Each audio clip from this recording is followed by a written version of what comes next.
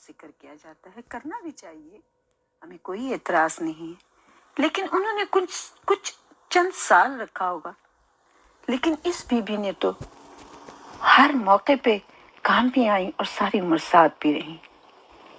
جناب آمنہ کے انتقال کے بعد آپ کے دادا نے آپ کی پرورش کی، اور جب آپ کے دادا کا وقت رحلت آیا تو آپ نے رسول خدا سے خود پوچھا کہ بتاؤ بیٹا آپ کس کے پاس جانے چاہتے ہو؟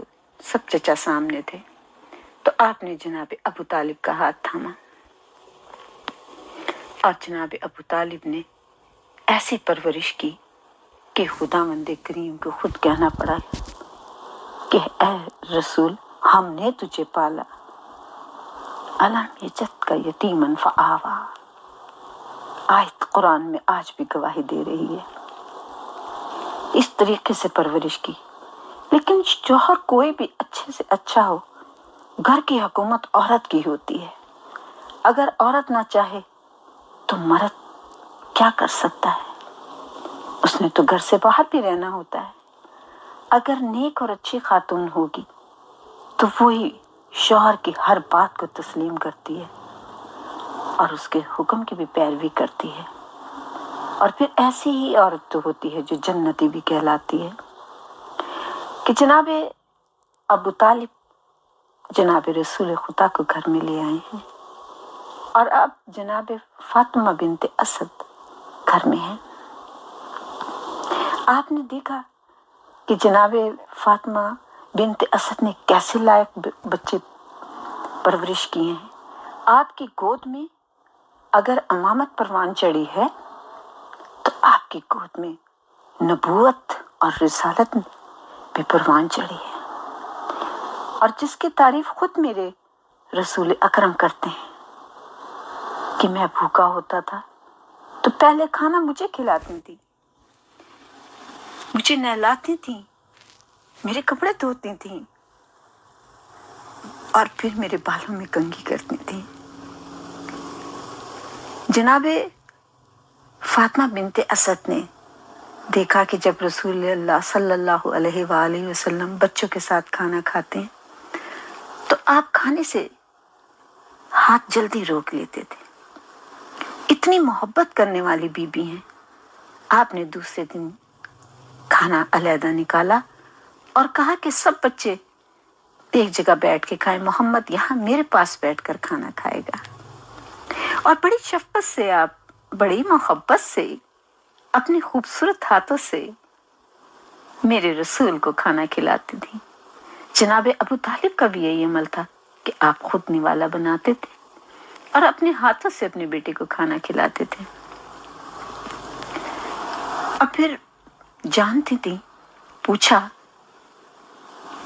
جانتی تو تھی کہ محمد صلی اللہ علیہ وآلہ وسلم کیوں ہاتھ روک لیتے ہیں، لیکن پھر بھی پوچھا بیٹا آپ کیوں نہیں ایسی جلدی سے کھانے سے ہاتھ روک لیتے ہیں؟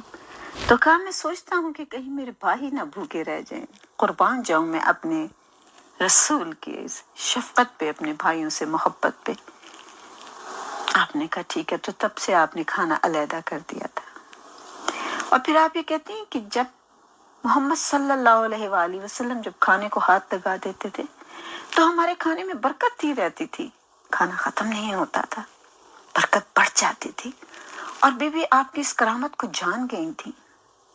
اور پھر میری بیوی کیا کرتی تھی کہ آپ کے گھر میں جو کھجوروں کا درخت تھا تو آپ کھجوریں نکال کے اپنے بچوں کے لیے رکھ لیتی تھی، اور خصوصاً ایک طاق بنا ہوا تھا گھر میں دیوار کے اندر، جس میں وہ پیالے کے اندر جناب رسول خدا صلی اللہ علیہ وآلہ وسلم کے لیے سب سے زیادہ میٹھی اور رسدار کھجوریں رکھ دیا کرتی تھی، کیونکہ آپ بہت شوق سے کھجوریں تناول کرتے تھے۔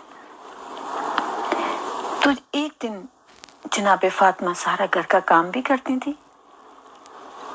آپ دیکھیں کہ آپ گھر کا کام بھی برابری سے کرتی ہیں، اور کام کرنے کے بعد آپ کو کچھ تھکاوٹ ہو گئی اور آپ نے اس دن کھجوریں نہیں چنی اور آپ کو نیند آ گئی۔ اور جو محلے کے بچے تھے وہ ہر روز آتے تھے اور کھجوریں چن کے لے جایا کرتے تھے، लेकिन पहले जनाब फातिमा अपने बच्चों यानी रसूल खुदा सल्लल्लाहु अलैहि वसल्लम के लिए खजूरें चुन लिया करती थी।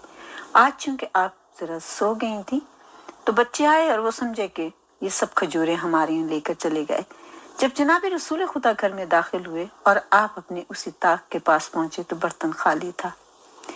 और जनाब फातिमा बिनते असद फरमाती हैं कि मैंने देख लिया था और मैं बड़ी परेशान थी कि आज सारी खजूरें बच्चे ले गए हैं। मेरी आंख खुल गई थी तो मैंने देखा कि अब मोहम्मद सल्लल्लाहु अलैहि वसल्लम क्या करते हैं। तो मैंने देखा कि आप दरख्त के पास गए और आपने दरख्त की तरफ देख के कहा, मोहम्मद भूखा है, मुझे खाना दे दे, मुझे खजूरें चाहिए। तो दरख्त झुक गया, सुभान अल्लाह, दरख्त झुक गया और आपने जितनी आपने खजूरें खानी थी आपने चुन ली। जनाब फातिमा बिनते असद कहती हैं मैं आपका ये मुजज़ा देखती रही और जब शाम को जनाब अबू तालिब आए तो मैंने उनसे ये तमाम मुजज़ा बयान किया तो आपने कहा कि तुमने सही देखा है, ये मेरा बेटा जरूर वही है कि जिसका हम सबको इंतजार है। मेरी बीबी फातिमा बिनते असद के लिए ये सवाल किया जाता है कि आप मुहद्दिसा भी हैं। मुहद्दिसा उसे कहते हैं